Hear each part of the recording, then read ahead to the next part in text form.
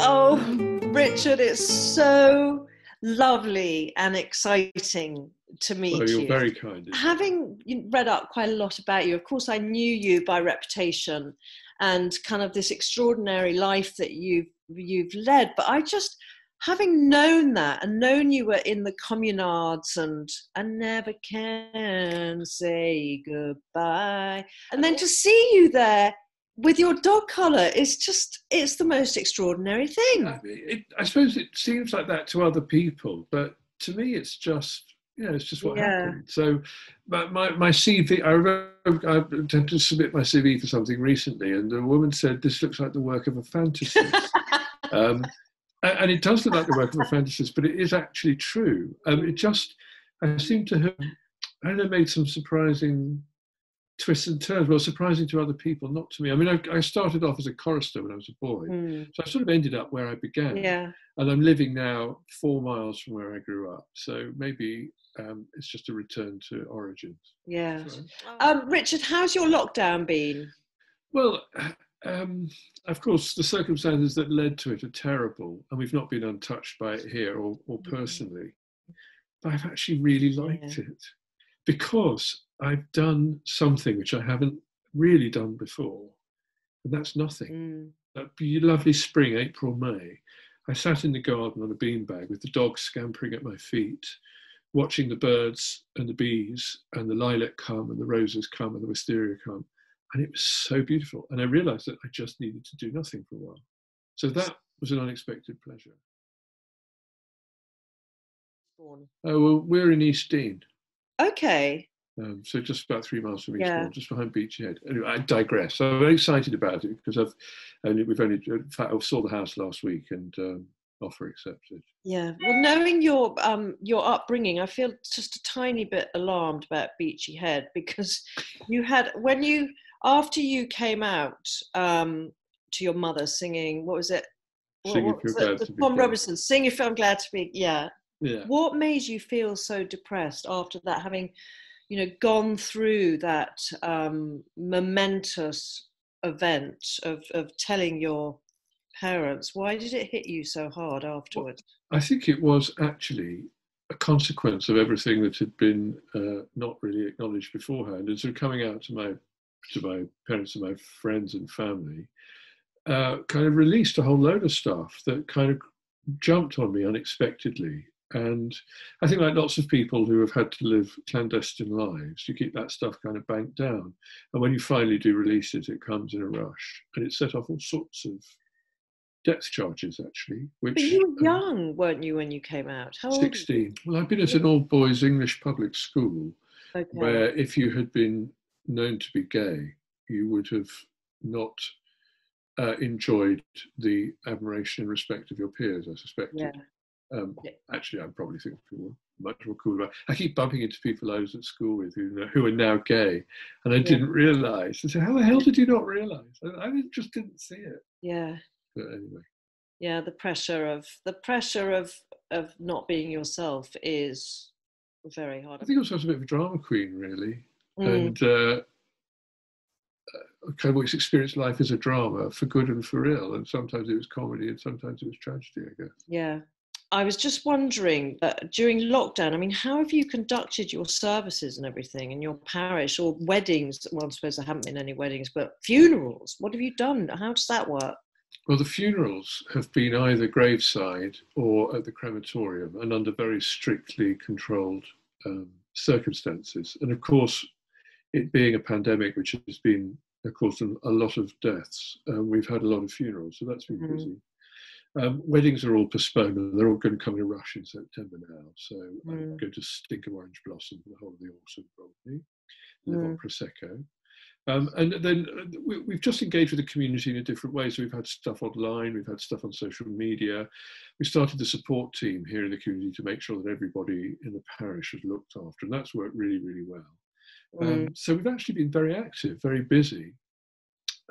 What I've not had are the kind of endless meetings. I mean, Zoom, obviously, I've done quite a bit of Zooming, as I'm sure you have, but I've got a friend of mine's a lawyer, and he's been doing 15 Zoom meetings a day, and he's about lost his reason. It was very fragile to begin with. but that But it is now. My husband's the same. He's on from 8 in the morning till 6, 7 at night, one after the other. And when you're Zooming, you don't have the kind of grace of going from one meeting to another by the tube, taking a bus, walking, whatever it is. It's just, you have no time to breathe. Yeah. And I think, fortunately, I'm not very important. And if I were important and had to have 15 meetings a day like my friend, I don't know how I would do it. It's that decompression, isn't it? Between meetings. Exactly. Well, I couldn't do it. I could not do it. But going on to cheerier times, well, in your case, cheerier, I don't know if it was my finest moment, but Strictly, I have to mention Strictly, because you and I share something with that, because you got, I think, the lowest mark in the Paso Doble, and I got the lowest score in the Foxtrot. Oh, but that was such a nightmare, the Foxtrot, wasn't it? I mean, I was in only for 5 minutes, so I didn't have to do it. So, no, but I beat you because I went out first and you went out second. I watched it, actually, and I thought, and I sort of wondered who was going to get it. But didn't you find dancing terribly hard? I did, much harder than I thought. Do you know what? I've never been so frightened in my entire life. And I've done some pretty frightening things in my life, and I've never been so scared. See, I wasn't frightened at all, but as my mother said to me, maybe you should have been. Okay. Because I had a whale of a time, and I honestly thought I'd be good. Did you? You were so deluded. So deluded. I really, really thought I'd be good. And I took it very seriously, and sort of like you do when you're with your partner, Di Busman, like it's absolutely adorable. He's lovely, yeah. You sort of adopt a kind of professionalism yourself because you have to. But I couldn't put one foot in front of the other. I just couldn't get it. And poor old Di, she had to revise down with every go her expectations or whatever. And in the end, I mean, just if I could walk on stage, that was great. I mean, it's exactly the same with me.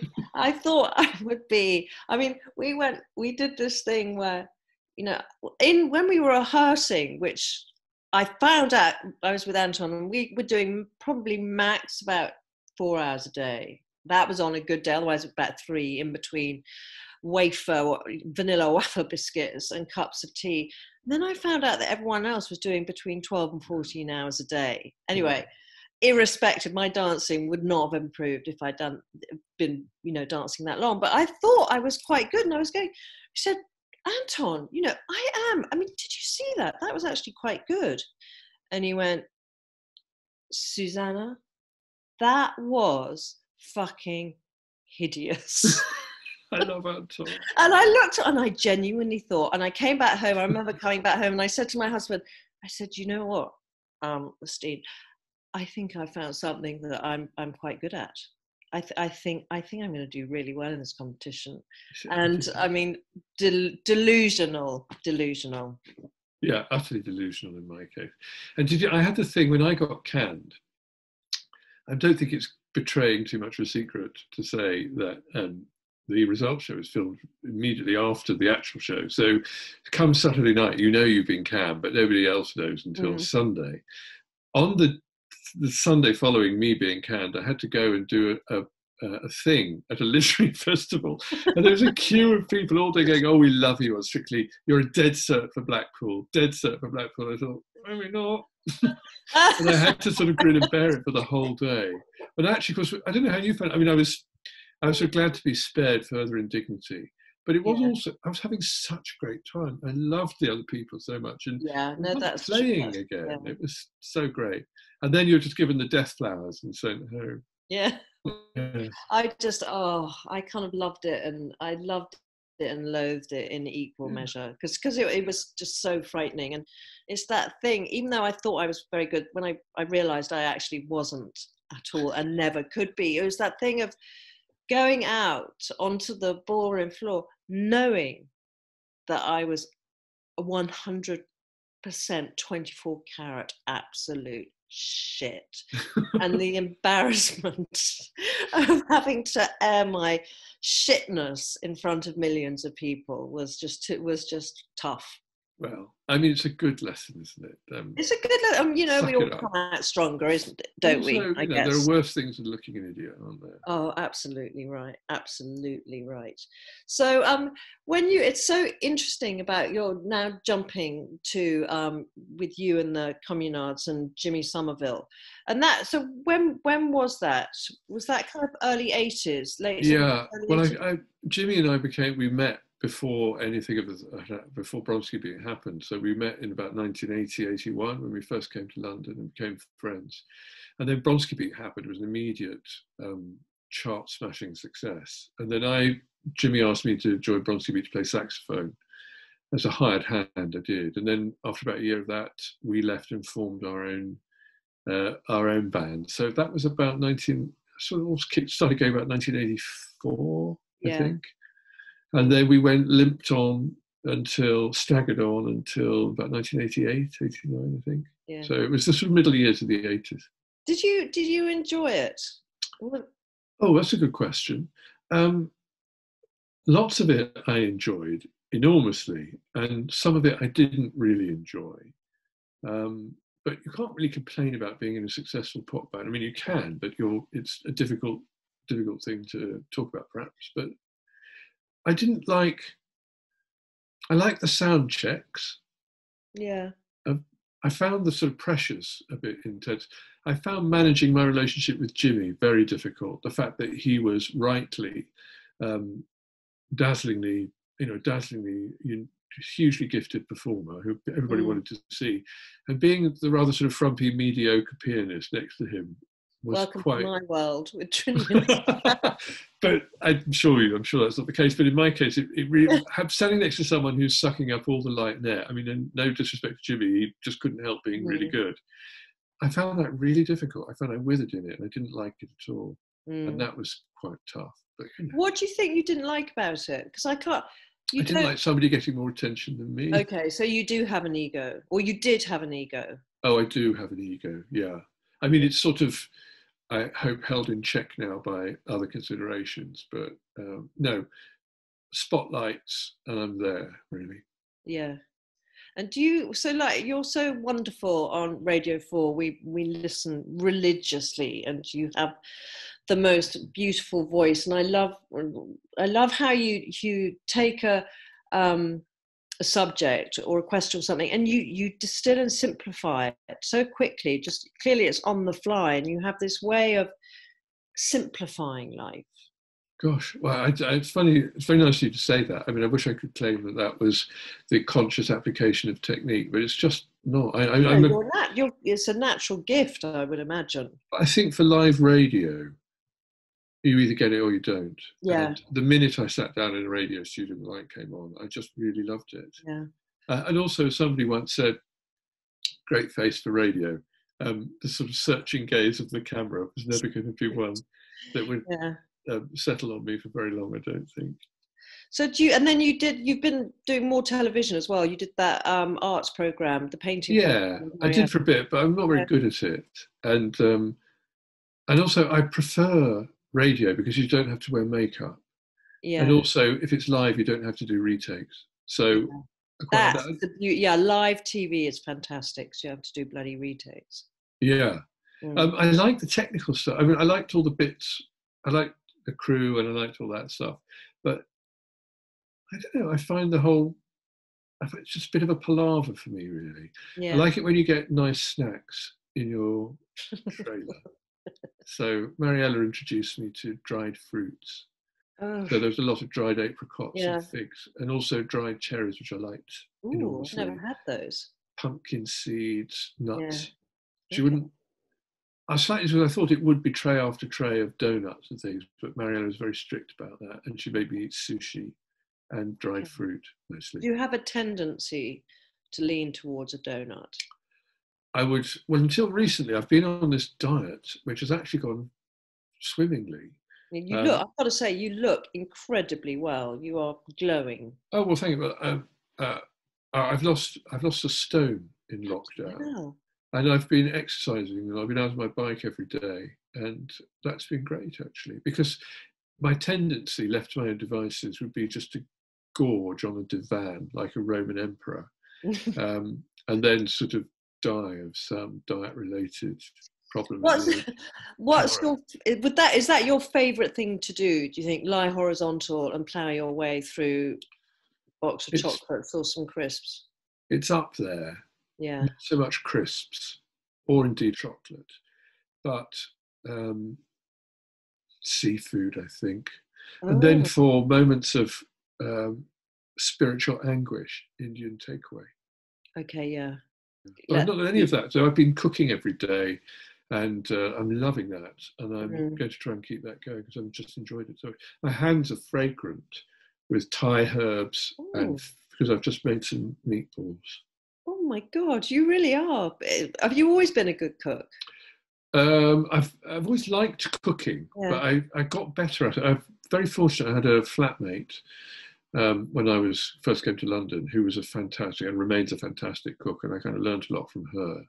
And then I've got some friends who cook, and I like chefs. Yeah, me always too. have done, and I like being in a kitchen with a chef. That's all. You've done MasterChef, haven't you? Absolutely loved it. Yeah, I loved it. That's amazing. I've done it too. Did better at MasterChef than Strictly. Yeah, me too. I was better, although I did set fire to the professional kitchen that I was working in. You would? What happened? Well, I was on the wok station, and I got a bit carried away. And John, who was the bloke, he was a lovely man, a Cantonese guy who was working the woks. He could do two by operating the gas control with his knees. And I said, well, I can do that. I just got a bit carried away. I was doing this lovely scallop dish, but I just hit the fat and it all went, and then the fire, and then the burner, and anyway, there's a fire blanket. I mean, oh my God, the shame. Yeah. The shame. But so with your on that, you wore do we wear, I can't remember, it's just the apron we wear in our normal clothes on that, isn't it? We had chef whites with a name badge, although I noticed now they embroider the name on. Yeah. We were really bad. I made big friends with Neil Back, the rugby player, who's just an adorable man. And he and I and Ricky from EastEnders, he's not called Ricky, but I always think Ricky from EastEnders, you know who I mean. Yes. We broke into the wardrobe room. We wanted to see who the other contestants were. And so we found the list. We found all the badges of the other people. It was just one name. So we had to work out from the single name. Oh my God, how brilliant. Who the other people were. But we had such a great time. And the people were so adorable. And I made tremendous friends with Jimmy Osmond. Okay. Which was wonderful. And he gave me makeup tips, which have been invaluable. Yeah, of course. I can tell, actually. No, not so much today. But Jimmy, of course, who was, doing TV from the age of about 3, was absolutely brilliant on tips and techniques of being in front of the camera. Amazing. And did you wear your dog collar throughout? Yes, but I mean, it soon got lost because I turned to be an extremely messy cook. And my workstation always looked like there'd been a bomb. And I covered myself in stuff. I mean, I still do, actually. It just seems to get, I've been working with honey today. Susannah. Oh, you've been working with honey, okay. And I've just covered. You know that thing where you get a bit of honey on your hand, you don't realise that before you it get goes the whole everywhere. house is, and the dogs are all sticky as well. Oh my God. So when you're, okay, so let's say you've got honey all over this and you're going to change into something casual. What do you wear? Or are you always in your dog collar? Are you in your dog collar now because you're doing this? Or do you I'm in the vicarage and I'm always on duty, really. So I wear my dog collar here. Although actually in lockdown, it's a bit we weren't seeing anybody. So I didn't. For the first time since I was ordained, I just started sort of slobbing out in shorts and like a Fred Perry shirt. And I got a splendid new pair of sandals for the dog. I'm so worried about the sandals. Well, what are the sandals like? They look like David, my late partner. He never used to let me dress myself because he said I could go to, I don't know, Armani and come out looking like a geography teacher who'd just been made redundant. Everything I touch turns to frump. And so the sandals, he wouldn't have allowed them. He wouldn't have let them in the house because they do look a bit chocolate. Yeah, David, I Rohan trousers, the sort of thing I mean. Oh, yes, I do. You please tell me you don't wear socks with your sandals. They would be improved by socks. Oh dear. They're What in have you got on your feet now, Richard? But I've just got socks on because underneath here I've actually just got jeans on because I've been in the kitchen and I'm You're covered such in stuff. But this Oh. is the bit you see.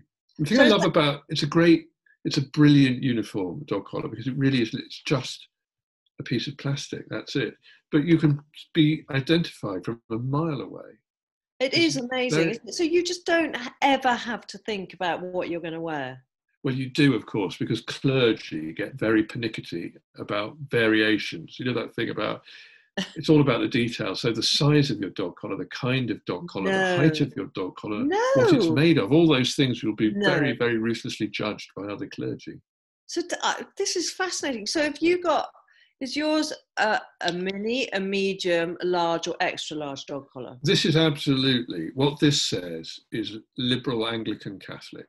So it's a black shirt with a tunnel collar, which you can slip in, and it's not. It looks like a Roman Catholic or bog standard, all sizes Roman Catholic priest look, and it's always black, which is the strict rule, which I observe.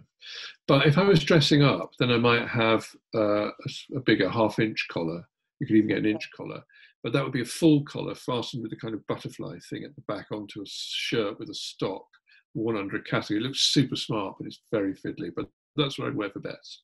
So why do you have a wider one than for best, for party The day? higher the collar, Yeah. the more high church, really. So the higher the collar, you're sending a signal about where my alliances are, where my allegiance lies, what part of the spectrum I belong in.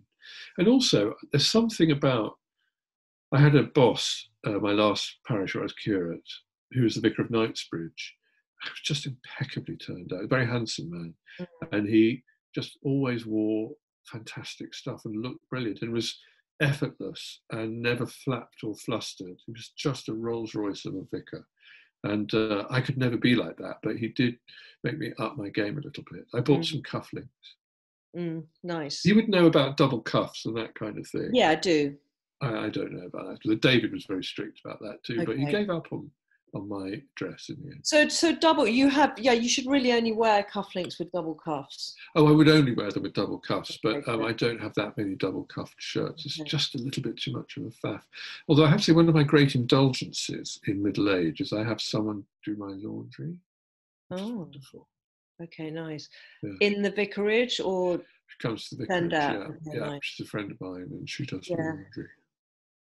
So when do you get flummoxed by what you're going to wear? Is there any situation? Because I suppose you don't, even if you're going to, I don't know, the radio awards or something, some black tie event, that's what you'd wear. Well, I put on my highest degree of cassock wear, if you see what I mean. And I would also wear this, which is one of my favourite things. Yeah. Oh, shut up, Rocky. Hey, shut up. Sorry, Richard. That's all right. This is a cincture with falls, if you can see. Oh, and that goes, that's very Catholic. No, it goes round your middle. So you never veer off the holy path when it comes to dressing. And the other thing, once you're ordained, you never have to think about what you're going to wear ever again. I mean, I used to quite often wear suits, and then when I got friends to be friends with Jean-Paul Gaultier. So this is when sort of Gaultier was in his first burst, and so I used to wear a lot of that stuff. You know, the kind of double-breasted jackets with the wide shoulders, yes. and I was very thin in those days, so I used to wear that a bit. But I always looked like mutton dressed as lamb, really. And then I found. No, ram dressed as lamb, not mutton. Not ram dressed as a hobbit dressed as lamb. And then now my biggest indulgence now in terms of dress is pyjamas, because there's this wonderful company called British Boxers who make the best pyjamas and nightshirts that I've ever come across. No, I've got to write that. What's it called? British Boxers? British Boxers. And they make pyjamas and night shirts. I've just got my summer night shirt, a bit chilly late, so I've been moving to my autumn night shirt, which is in grey herringbone flannel. Smart. My summer one is in sort of crisp cotton. But they're just really lovely. And I'm very happy to wear my pyjamas and a dressing gown and slippers. and then in the winter have a fire and the dogs, and that's lovely. I like that. I think I might have to join a convent. I love this idea of never having to worry about what you're wearing. Well, I don't know. Some people, I think it would be a very dreary wardrobe for some, but it does take so much of what we do in this job is kind of fixed. So, for example, if you wear a dog collar, you can pretty much walk in anywhere, and no one will challenge you. And I think it's just because they have this sense, some sort of, even it's unconscious idea that you are, it's like being a policeman or something, or a paramedic, that you don't have to explain your reason for being somewhere. Do you think many people have tried to smuggle drugs into the country dressed as a priest or a... I think it's probably quite common. Nuns, apparently, so fake nuns, absolutely stuffed to the gills with condoms and coke would be a big thing. But I think it's probably beyond. But you know what? So I was at Heathrow a while ago, Terminal 5, and I went through security. I was pulled out of security because, they randomly, I was in a dog collar, they randomly pulled people out. And 3 of us were pulled out. There was me. There was a Sikh gentleman wearing a turban, and there was a Buddhist monk in saffron robes. It was like, just subtract the religious ones, because I think they probably thought if anyone was going to be, had their lower intestine filled with Class A, it would be people dressed up as religious. You're joking. That's extraordinary. So, my darling, when you've been, you joined the clergy, have you ever had a wardrobe malfunction as a priest, or have you had wardrobe malfunctions that have happened before? I once got the elastic on my maniple caught on a chalice and sent it flying across the altar of sacrifice, spilling the sacred blood all over the place. We had to sort of stop. What's a maniple? A maniple is a short, it's like a small, it's like a sort of napkin that's worn over the right. It's very, very old fashioned, but we used to wear them. So you have this embroidered thing, but it's fastened usually to a little button with a piece of elastic. And I got my elastic caught on a chalice and it went flying. That was bad. I've seen more wardrobe malfunctions than been the cause of wardrobe malfunctions. Tell me a couple. Lovely one when it was an ordination, and one of the new ordinands, well, they have this thing called the tat shop. And what happens is when you're at theological college, the tat shop. Oh, tat. So when you're at theological college, in the kind of weeks before ordination, all the theological outfitters, they come round with a stall, and you go and you buy all your kit. Now, if you're like the school uniform shop. Kind of, but it means the first time you wear it is literally the day you're ordained. So you turn up in the cathedral to be ordained for the first time dressed up like a vicar, and it's quite a sort of interesting moment. But one I went to, one of the poor boys who hadn't really worked out thought he'd wear a purple shirt. But unfortunately, purple shirts are only worn by bishops. So if you're a new deacon and a curate turning up on your first day wearing the shirt of a bishop, it sent the wrong signal. And it had to be sent home to change. I had to borrow somebody else's shirt. But that was a good folk party. Oh, God bless him. That's amazing. Oh, Richard. Well, you must be unique in the world, being this, having been an openly gay ex-pop star, not just a pop star, but an openly gay, which at that time was always already a pretty courageous thing to do. And to have had the career you've had, and then to now be a priest and to continue, your work within the media is quite extraordinary. You probably think it's just normal. It's just what happened. I mean, I'd love to claim that I had some brilliant plan, but it's just what happened, one thing after another. I suppose I must have made some choices along the way, but I wasn't really conscious of doing it. No, it's amazing. And you end up, don't you think, once you get to, I think, past 50, I've discovered that maybe it was more predictable than I thought. And that's because I realised that I am my mother and my father, and I am my grandparents, and I am Kettering. Yeah, and I've always sort of been in revolt against some of that, wanting to be not that, but I am that, and now I'm very happy to be that. When I came to Findon, where I'm vicar, I'd been here for a couple of weeks, and the archivist turned up, and he found out that 2 of my direct ancestors had been vicars in the 17th century, which I didn't know. No. Yeah, really? The same parish, yeah. So it was that's extraordinary. So you are where you're meant to be. It feels like I'm where I'm meant to be. Yeah, I love it here. And it wouldn't, I thought, before I was in central London, and I kind of thought I would have a career in central London in a smart parish doing all that. And I loved it where I was. But actually, when this parish came up, I just had one of those moments of recognition you get occasionally in life when you think, this is the counterintuitive but compelling choice. And I'm really glad I took it, because I've been very happy here.